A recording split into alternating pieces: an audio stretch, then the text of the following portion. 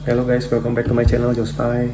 Ya, di video kali ini gue akan lanjutin lagi video yang kemarin tentang Karen Overhill. Yang ini yang part 2 nya. Karena ceritanya panjang banget, jadi gue harus susun dulu skripnya supaya enak nanti nyampein ke kalian ya.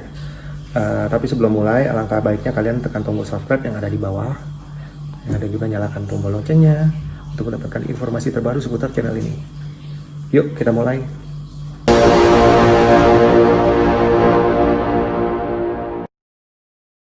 Nah, di video kali ini gue akan membahas lanjutan cerita dari Karen Overhill. Yang ini yang part 2-nya. Ya, cerita terakhir gue adalah dimana pada saat itu si Josh memukul si Karen. Nah, kemudian Dr. Richard berusaha menghubungi Detektif Flaherty. Akan tetapi Detektif Flaherty-nya nggak ada. Jadi disambungkan ke Sergeant Jameson.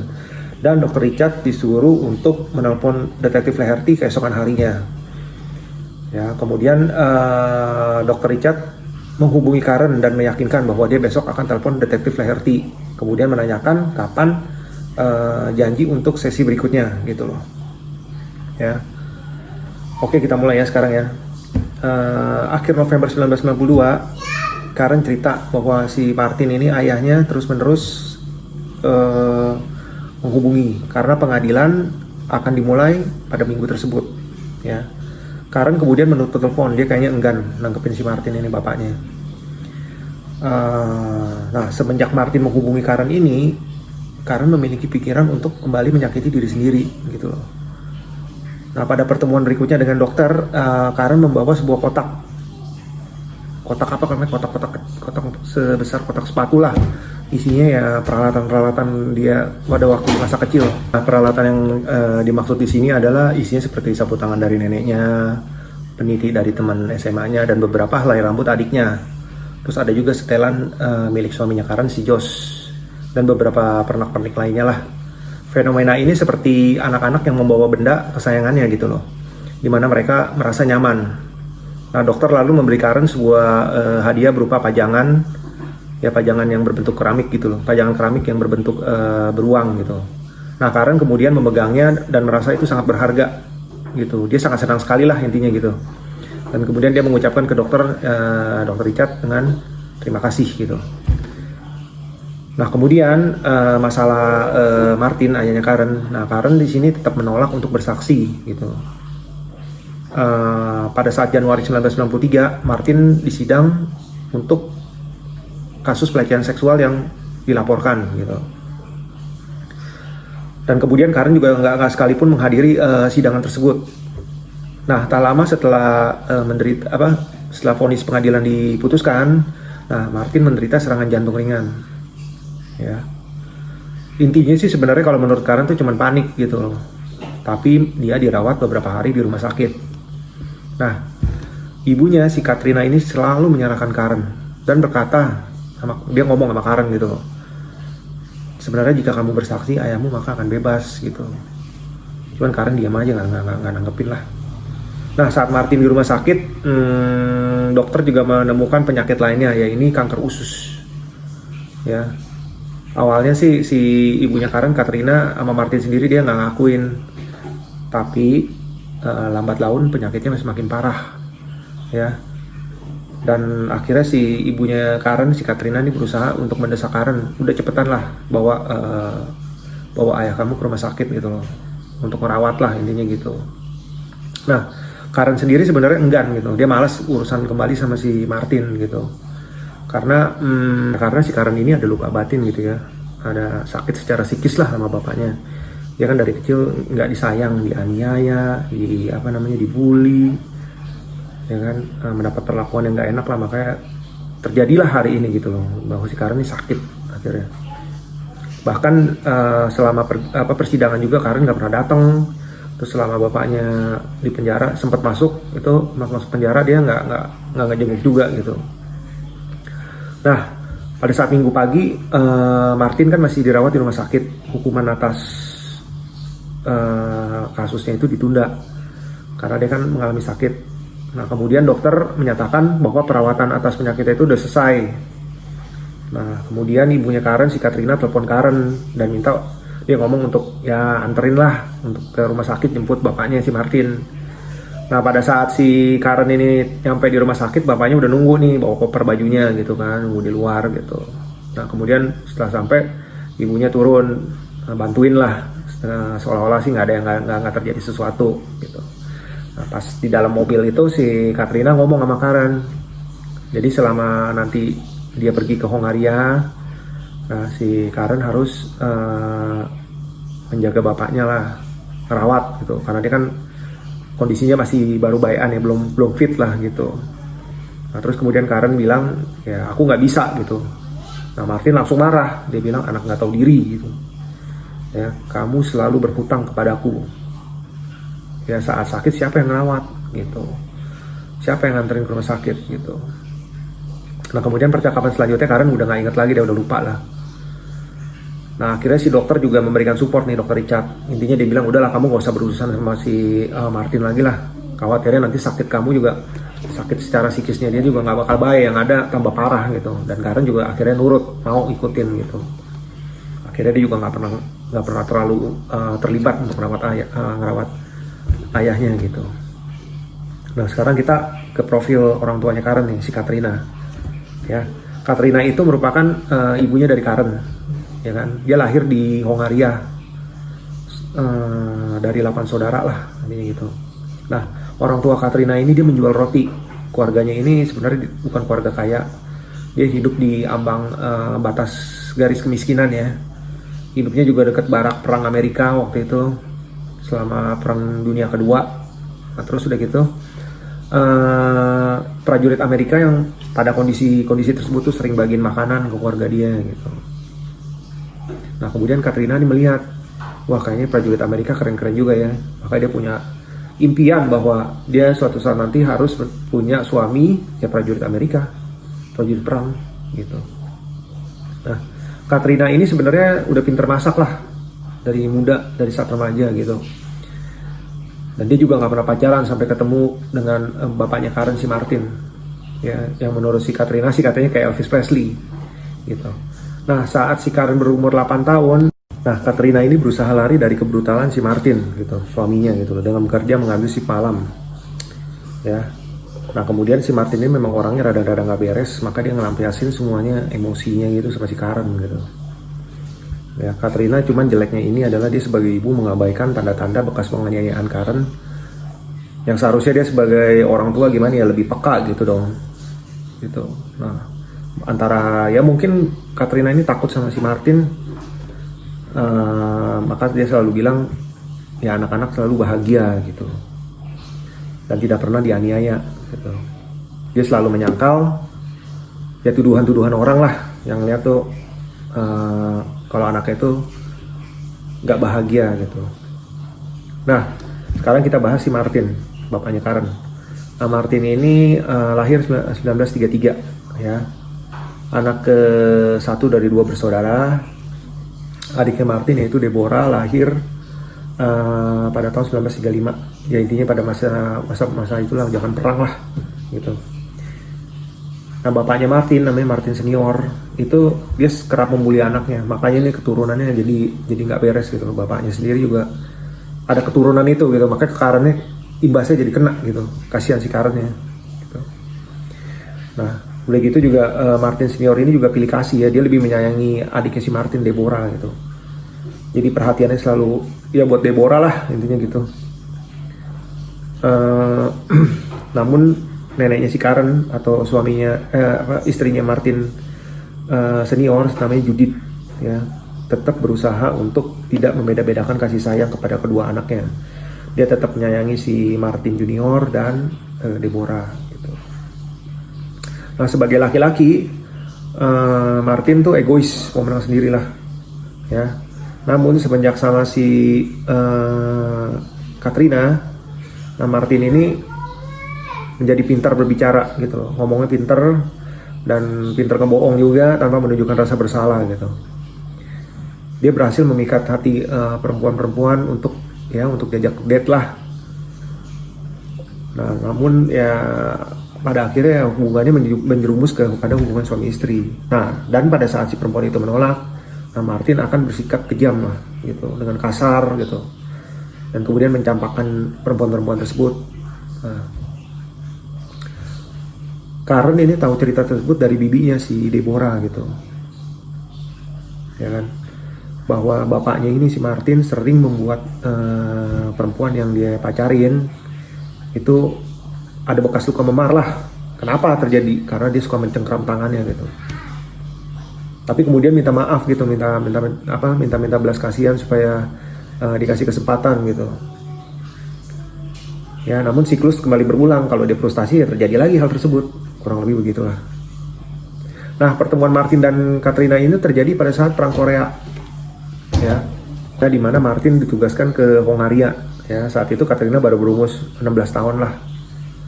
Nah, Katrina ini nggak bisa bahasa Inggris dan cuma bisa berbahasa ibunya yaitu Hongaria. Gitu. Namun si Martin jago ngerayu, jadi dia berhasil mendapatkan izin dari pihak keluarga Katrina ya untuk merit lah sama dia lah.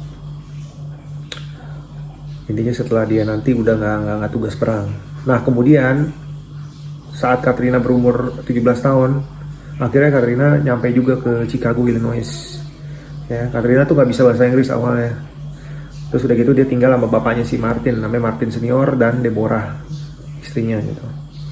Nah, bapaknya si Martin ini, Martin Senior, suka sama Katrina dan berkali-kali berusaha untuk memperkosa gitu. Nah, kemudian si Martin Junior tahu, akhirnya bertengkarlah anak sama bapak ini gitu. Nah, kemudian Martin Senior, bapaknya si Martin Junior ini ngancem, intinya kalau saya nggak bisa ngedapetin keinginan saya, kamu nggak boleh tinggal di sini. Ya, kalian berdua tinggal di jalan sana gitu. Nah, cuman untuk kelanjutan cerita ini si Karen nggak tahu kakeknya ini berhasil apa enggak gitu. Ya. Nah, Katrina berkata gitu, suatu ketika dia pengen kasih tahu si Martin bahwa makan malamnya udah selesai. Pada saat dia samperin si Martin malah dorong dia ke ranjang dan kemudian ya itulah terjadi hubungan. Nah, kemudian Katrina menangis dan dia minta untuk udahlah pulangin aja lah ke Hongaria gitu. Cuman Martin menolak dan dia dengan segala bujuk rayunya dia minta ampun ya dengan cara memberikan hadiah lah supaya hatinya luluh gitu loh. Ya seperti itulah siklusnya, nanti ngulang lagi, terjadi lagi, begitu lagi gitu. Nah, sebagai bapaknya dari Martin Junior, Martin Senior ini dia mengajarkan Martin Junior ini cara mendominasi perempuan gitu loh. Ya, dengan berbagai macam cara termasuk memukuli, memperkosa gitu. Nah, pada waktu itu kan Katrina setelah diperkosa hamil dan gak lama kemudian sih si Karen lahir. Ya. Nah, selama masa kanak-kanak nih si Karen selalu ya mendengar sesuatu yang gak enak lah. Intinya ibunya sendiri diperkosa sama bapaknya gitu. Karena Katrina juga tahu gitu bahwa buat dia Martin tuh hanya menganggap semua perempuan sebagai objek seks gitu. Dan karena satu alasan juga dia pernah dipecat dari pekerjaannya, yaitu pelecehan seksual, kurang lebih begitulah. Nah, kemudian Karen tuh membawakan pada saat terapi selanjutnya ya, Karen membawakan ke Dr. Richard sebuah percakapan, itu rekaman percakapan antara ibunya dan bapaknya Martin dan Katrina yang menantikan inilah putusan sidang lah gitu. Nah, kemudian si Karen meminta dokter nih, coba dengerin dokter. Kalau Karen sih udah jijik lah kali dengar gituan. Nah, jadi intinya dalam percakapan itu Martin tuh berkali-kali dia mau ngajakin Katrina tuh untuk ML lah. Dia ngomong dengan kata-kata yang gak pantas, ya kan. Nah, Katrina udah gak tahan lagi, makanya Martin tuh bilang dia tuh frigid gitu. Katrina tahu dia cuma dijadikan objek seksual dan posisinya juga sebagai korban sebenarnya gitu. Nah, ketika si Martin divonis bersalah, percakapannya kurang lebih tiap hari begitu aja gitu. Nah, Februari tahun 1993 Karen menulis beberapa pertanyaan ke dokter, ya kan. Salah satu dia mau tahu profilnya Dr. Richard tuh siapa, latar belakangnya kayak gimana gitu, keluarganya dan lain sebagainya gitu. Nah, dokter menjawab ya, profilnya dokter nih sedikit nih. Dia juga ngejawab sama kayak Karen lah, orang tuanya itu produk pasca perang ya, menikah di akhir tahun 1940-an. Nah, kakak perempuannya si dokter Richard ini lahir 1950, kemudian dokter Richardnya 1952, beda 2 tahun, dan adiknya tahun 1957. Ya. Bapaknya ini tadinya punya sebuah perusahaan, yaitu pemasangan atap. Nah, kemudian dia bangkrut perusahaannya. Nah, dokter mulai bekerja deh sebagai sales. Ya kan? Ayah dokter maksudnya di sini. Ayah dokter kemudian bekerja sebagai sales di perusahaan perkakas. Dan dia sering traveling lah. Ya, dia mulai ngabisin waktu di luar daripada di rumah kan, karena keliling lah, namanya marketing kan. Nah, kemudian orang tuanya si dokter Richard ini bercerai. Ya, bercerai ketika si dokter umur 8 tahun. Nah, 3 tahun berikutnya itu merupakan masa yang paling berat bagi ibunya dokter Richard ya, dimana dia harus membesarkan 3 orang anak, terus dengan tunjangan $50 dari bapaknya, dan juga kadang datang terlambat, kadang juga nggak bisa dicairin, bahkan pernah sampai rumahnya si dokter Richard ini nggak ada listriknya sama sekali karena dia nggak mampu bayar gitu loh. Nah, terus saat antara kelas 5 atau 6 SD itu si dokter ini, ibunya tuh kerja sebagai sekretaris di sebuah pabrik ya pada siang hari, dan malamnya dia kerja sebagai pelayan di toko mantel untuk cari tambahan lah gitu. Nah, pasca perceraian selama 3 tahun itu ibunya menderita penyakit lah, banyak penyakit karena dia depresi juga, stres ya. Ya kan? Nah, kemudian nih dokter Richard ini sebagai anak laki-laki dia smart boy lah, pinter gitu, otaknya encer. Nah, dia tuh ngikutin ujian dan juga lolos, ikutin ujian dan lolos, dan berhasil dia ditempatkan sebagai dalam program anak yang berbakat gitu. Kemudian ibunya dokter Richard ini menikah lagi pada musim panas ya. Nah, tapi si dokter Richard sih nggak terlalu dekat sama ayah sambungnya ini gitu.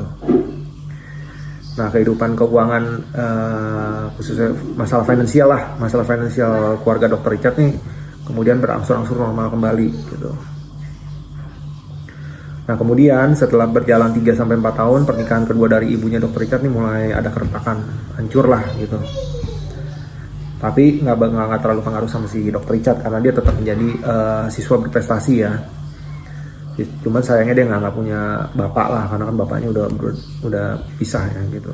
Intinya ya ada sesuatu yang hilang juga lah yang dia rasakan. Mungkin dia ngiri sama orang kan, orang lain ada bapak maknya komplit ya, orang tuanya, dan dia kan cuman ibunya aja gitu.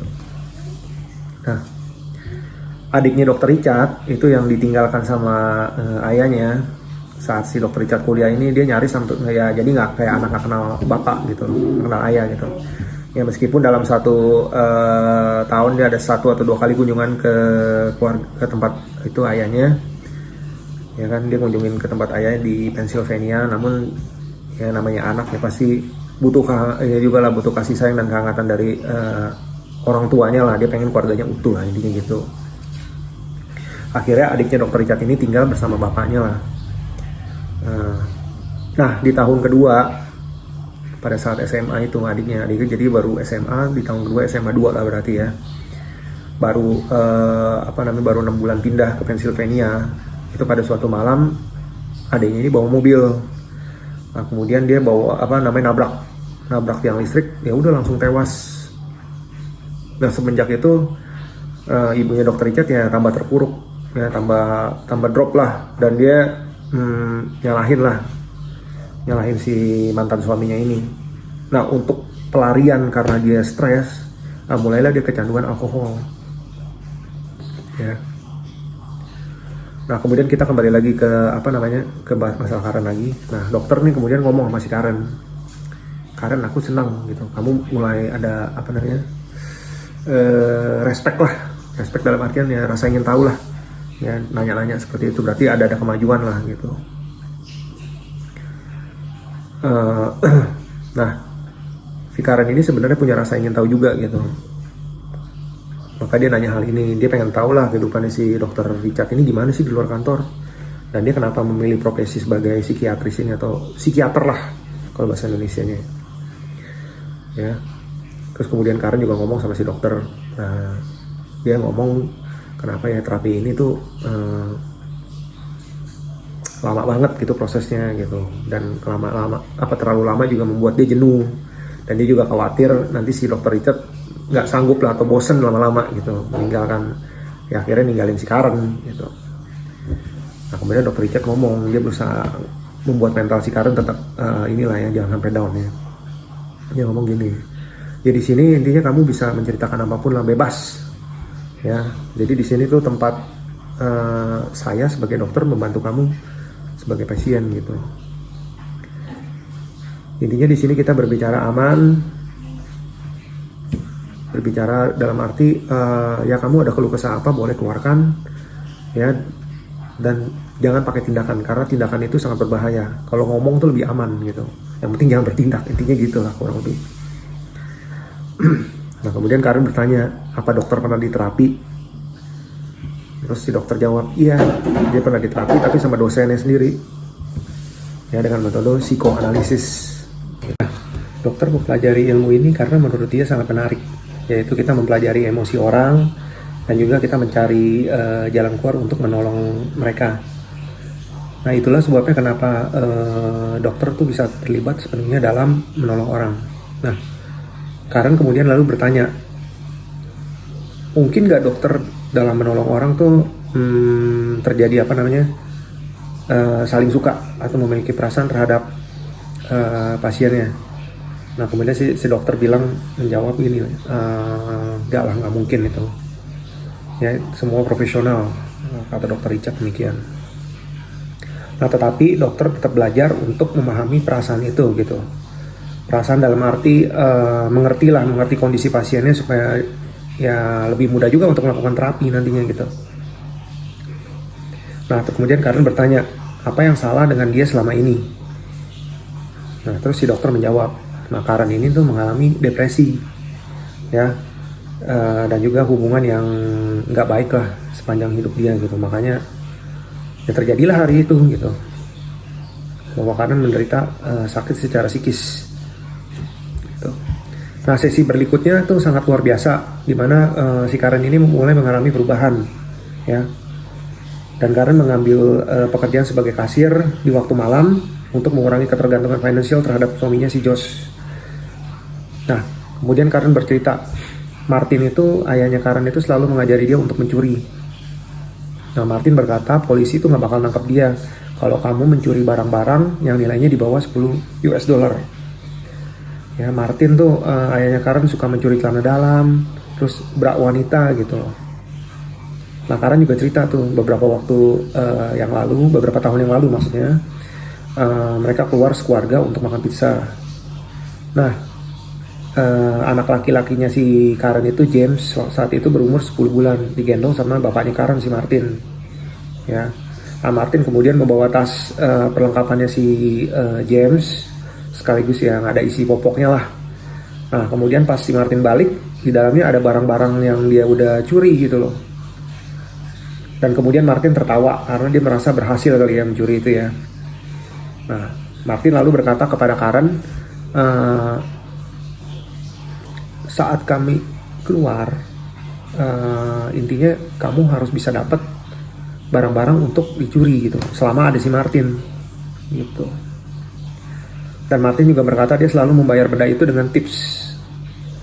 Nah dalam hal ini si Martin memanfaatkan Karen untuk mencuri lah, Karen dan adiknya untuk mencuri.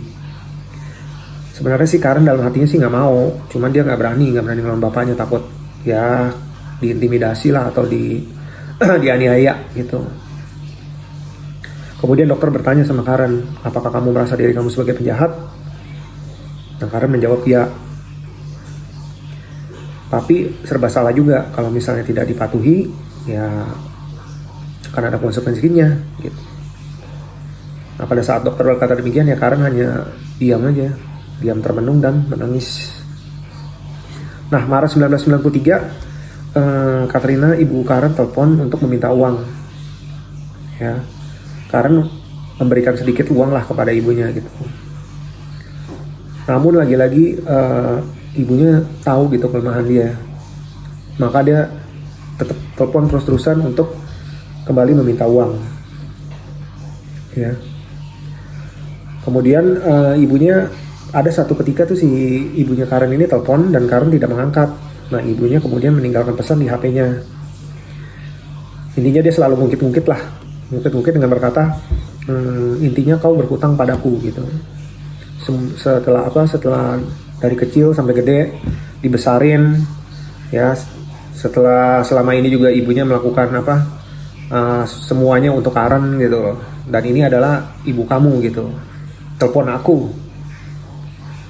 Ya, selain mengatakan hal demikian, dia juga memaki-maki Karen di pesan tersebut. Nah, Karen kemudian berkata sama si dokter bahwa dia tuh sebenarnya udah sering ngasih duit ke ibunya gitu. Tapi ibunya itu selalu meminta lebih banyak lagi. Intinya dia tuh kayak minjem duit lah, mau minjem duit sama Karen tapi nggak pernah balikin. Gitu. Nah, Karen juga bingung, semua orang tuh pada minta duit sama dia gitu, baik keluarga maupun temennya gitu. Nah, sedangkan Karen juga uangnya kan terbatas, bukan dari kalangan atas lah yang duitnya nggak ada serinya gitu. Tapi Karen tuh kelemahannya ya kalau misalnya di dalam posisi itu dia kadang suka nggak bisa nolak gitu. Nah dokter kemudian bertanya, pernah nggak kamu menolak Katrina gitu? Dan kemudian dia marah. Lalu pertanyaan kedua, seandainya kamu memberi dia uang, apakah dia akan berhenti meminta dan kemudian dia menyukai kamu? Nah, Karen lalu menjawab, itu kayaknya nggak mungkin gitu. Karen lalu berkata juga sama dokter, aku ingin menyakiti diriku sendiri gitu, dan gak ada yang bisa saya lakuin juga gitu. Karena selama ini sih kondisinya ya Karen sudah memberi ibunya uang, tapi tetap aja ibunya juga nggak suka sama dia. Intinya dia cuma mau duitnya Karen doang lah, memanfaatkan Karen. Nah kemudian si dokter ini nih ngecek tagihannya udah dibayar belum sama Karen. Dan ternyata selama 3 bulan itu Karen nggak bayar gitu. Nah saat si dokter nyinggung, ya Karen agak-agak pucet lah dan dia kemudian menangis kali, yang nggak enak ya. Nah Karen kemudian cerita gitu, saya selalu memberikan uang kepada ibunya gitu, Katrina, dan kadang teman-temannya juga dia kasih gitu. Kemudian saya juga ngutang sama dokter. Wah dokter kan dongkol juga dalam hati ya, intinya kok Anda punya duit tapi kenapa bukan bayar tagihan malah dikasih ke teman-teman Anda gitu ya. Nah kemudian dokter ngomong secara halus sama Karen nih, dia ngomongnya gini, aku seperti ibumu selalu meminta uang, nah di sisi lain aku seperti dirimu gitu ya. Jadi intinya di satu sisi dia minta tagihan ke pasien, intinya dia butuh duit. Nah tapi di sisi lain dia juga ini kan butuh duit juga gitu loh. Jadi persis kayak kondisi Karen deh. Di satu sisi dia kayak emaknya, ibunya minta duit. Nah di sisi lain dia kayak posisi Karen gitu. Kamu tahu kita berdua tidak menyukainya, kata si dokter Richard nih. Nah namun ini kan namanya job ya. Boleh dikatakan juga bukan job biasa tapi special job. Nah kemudian si dokter Richard ya masih mencari solusi lah atas gimana nih cara pemecahan untuk pembayaran fee tersebut. Nah lanjut, September 1993 Karen bercerita ke dokter dia mau menyembuhkan alat kelaminnya yang waktu itu dia kan sakitin tuh pakai suatu benda gitu. Nah tapi ketika dia obatin dengan mengoleskan suatu obat ke kelaminnya tersebut, nah Karen nggak tahu kenapa dia mungkin ingat kejadian tersebut, jadi dia mual lagi ya. Dia ngerasa tuh kayak sedang disakitin sama seseorang gitu. Nah cuman si Karen di sini masih belum bisa cerita lebih dalam lagi. Nah dokter punya solusi, ya udah kalau misalnya nggak mau cerita pakai alat perekam aja. Jadi kan seolah-olah ngomong sendiri. Dan kemudian Karen oke, dia setuju. Nah kemudian Karen memberikan alat perekam tersebut. Nah isinya kurang lebih sebagai berikut ya. Jadi ini si bapaknya Karen nih, si Martin, punya temen di kantornya dia namanya Harry ya. Harry itu jadi Martin yang nolong untuk masuk kerja di tempatnya ya, sebuah toko kecil perangkat mesin gitu. Nah kemudian si Martin ini ngundang si Harry suatu hari ke rumahnya. Pada waktu itu kata Karen kalau nggak Jumat Sabtu dah kurang lebih itu. Diundang ke rumah ngapain? Untuk nonton film porno Nah, Martin tahu nih waktu itu si Hari tuh baru terima duit, ya baru gajian lah istilah gitu. Nah kemudian si Martin menyuruh Hari tuh bayar, lu bayar dong 50 US dollar gitu. Tujuannya apa? Jadi tuh si Martin tuh mengumpankan si Hari. Jadi dia kan diajak nonton film porno. Nah dia si Martin ngomong gini sama si Hari, ya kalau lu mau cewek yang ada di film itu bayar 50 US dollar. Nah akhirnya si Hari ya bayar 50 US dollar ke Martin gitu. Nah kemudian si Martin masuklah ke kamar Karen. Ya Karen lah yang dijadiin umpan. Waktu itu si Karen umurnya baru 11 tahun gitu. Nah cuman cerita ini si Karen nggak lanjutin ya dalam alat perekam itu karena dia nggak sanggup kelihatannya ceritanya, dia trauma yang sangat dalam. Jadi cerita ini juga dibikin secara potongan-potongan, jadi bukan cerita utuh gitu. Jadi dia berhenti sebentar terus cerita lagi gitu. Ya mungkin karena dia ya ada trauma yang inilah. Nah keluarganya juga nggak beres, jadi ya begitulah hasilnya. Nah kemudian kisah lain yang ada di dalam rekaman tersebut adalah saat si Karen berumur 12 tahun ya. Nah dia waktu itu umurnya 12 tahun mau main ke rumah temannya namanya Donna. Kemudian dia melihat orang tua mereka tuh ribut ya pas Karen sih mau jalan keluar rumah lewat koridor. Nah kemudian si Martin ini karena dia marah, dia meremas payudara ibunya Catherine. Setelah meremas payudara ibunya, nah Karen dia lewat. Ya kan Karen lewat ya tadi mau keluar. Nah karena dia lihat ada Karen, nah Karen ditanya mau kemana. Dia bilang kan Karen mau main ke rumah temennya. Nah mungkin Martin karena emosi dia melampiaskan kepada Karen juga ikutan di remas payudaranya, kemudian dibully habis itu sama si Martin, dimaki-maki lah. Nah kejadian lainnya ada lagi nih jam 1.30 dini hari. Nah Martin membangunkan Karen ya. Nah jadi di rumah Karen, dekat rumah Karen itu ada sebuah rumah duka. Nah setelah Karen dibawa ke sana lagi tidur gitu, dipakein suruh pakai baju apa segala macam. Nah kemudian pas sampai di sana itu ada sekelompok orang, entah itu temannya Martin atau gimana, Karen juga nggak cerita terlalu jelas. Kemudian Karen diraba-raba lah, intinya ada pelecehan seksual di sana gitu. Nah ceritanya juga cuma sampai sepotong sini, si Karen nggak lanjutin karena dia nggak kuat ya, dia nangis. Dia kalau ingat kenangan tersebut ya dia nggak kuat gitu. Nah kemudian Karen cerita lagi nih kejadian yang berbeda. Ini kejadiannya pukul 2 dini hari. Nah ini bapaknya si Martin atau kakeknya Karen ya, Martin senior. Nah membangunkan Karen juga nih ya.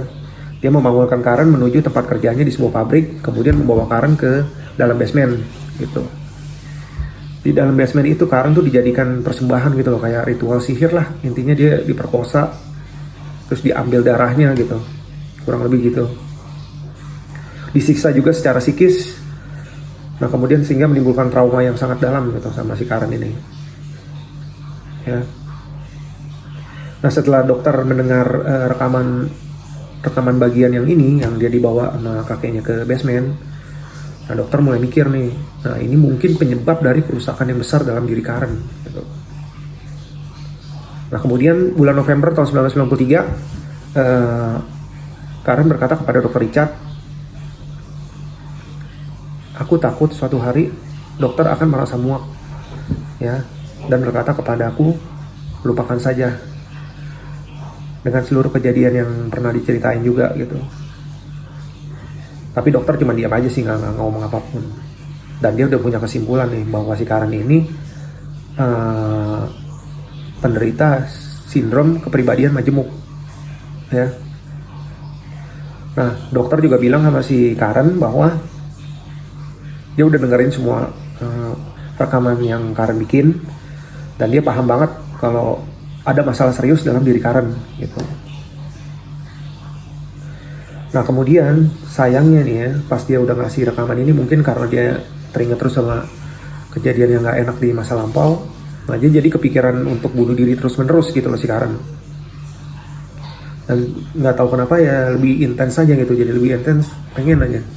Dulu mungkin gak sebesar sekarang gitu loh, setelah dia ngasih rekaman ke dokter Richard gitu.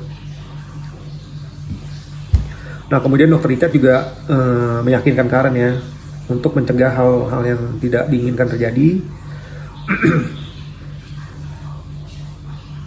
Dia membujuk Karen dengan segala macam cara gitu. Nah, dokter juga punya analisa ya.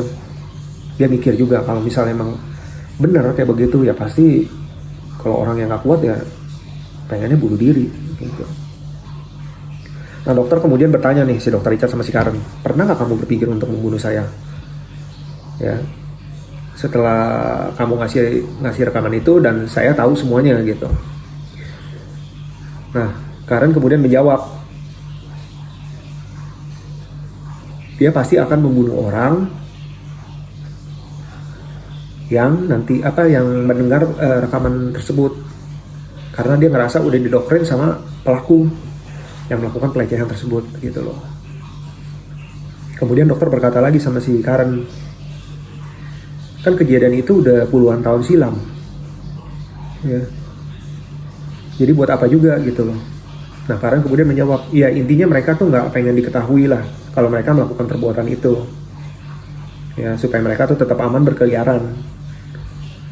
Nah, terus kemudian dokter menjawab, tenang aja, saya nggak bakal bilang sama siapapun, rahasia ini akan aman dan kita akan simpan bersama-sama ya. Kemudian Karen ya merasa sedikit lega lah bahwa dia udah ngeluarin unek-uneknya yang ada di dalam diri dia selama ini gitu loh. Walaupun ya masih banyak lagi lah kejadian lain yang dokter juga ngerasa belum diungkap nih sama si Karen nih. Ya tinggal menunggu waktu aja. Ya kurang lebih begitu dulu. Oke, sampai di sini dulu ceritanya. Nanti kita sambung lagi ke part 3. Silakan tulis di kolom komentar. Ya, jangan lupa like kalau suka video ini dan dislike kalau nggak suka. Dan yang terakhir jangan lupa subscribe juga untuk memajukan channel ini. Oke, see you.